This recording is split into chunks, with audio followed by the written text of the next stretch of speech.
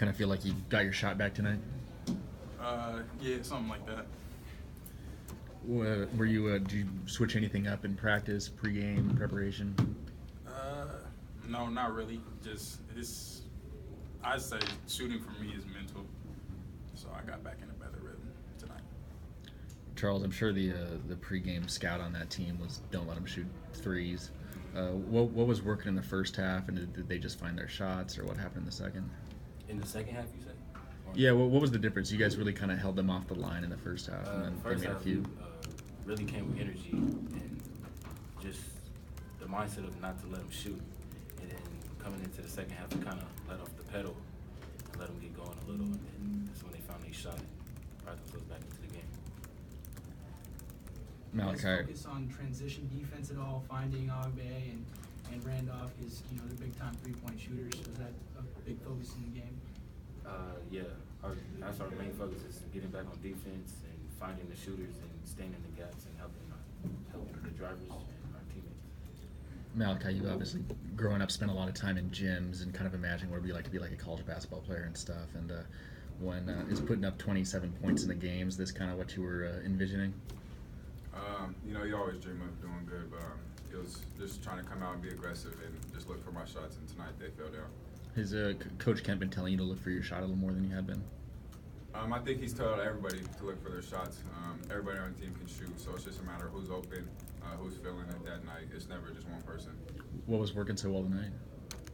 I think we just got good looks. I forced a couple shots, but other than that, I think got good looks and they just fell down tonight. After Randolph stole the ball from you late in the second half, it seemed like you put the team on your back. You had a beautiful drive inside to make it a 3-possession game, and then you came back down and kind of had an MJ move and stopped on the dime and kind of used the elbow and hit a jumper. Talk about taking over the game at that point. I just tried to stay aggressive at the end. They made a good second half push to get the lead back, so just trying to go on the other end and score right back right after they did.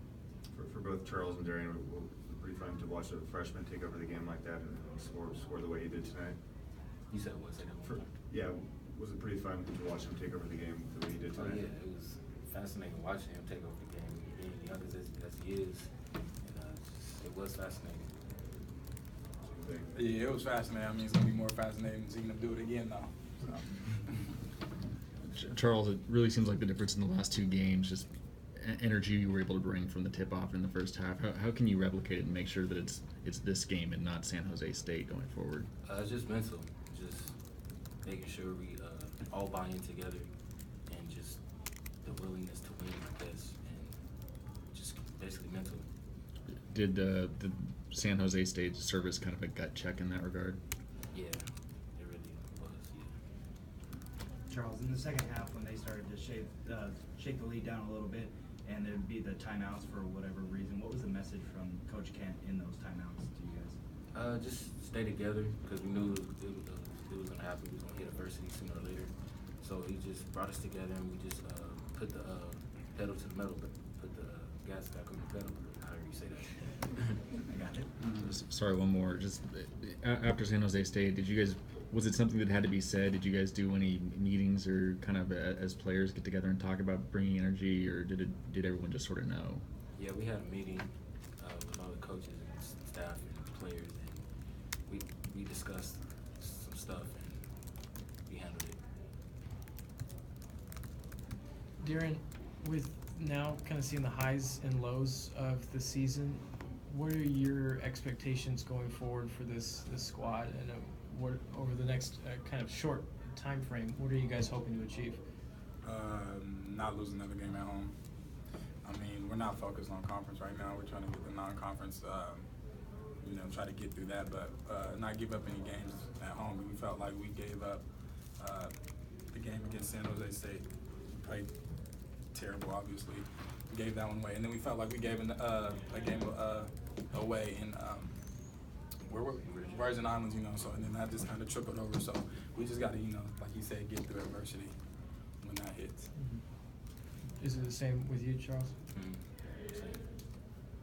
How big is it when the bench comes in and really performs well? And Darian, you came off the bench tonight. What is it do for the starters when you have your reinforcements coming in and continuing to play well?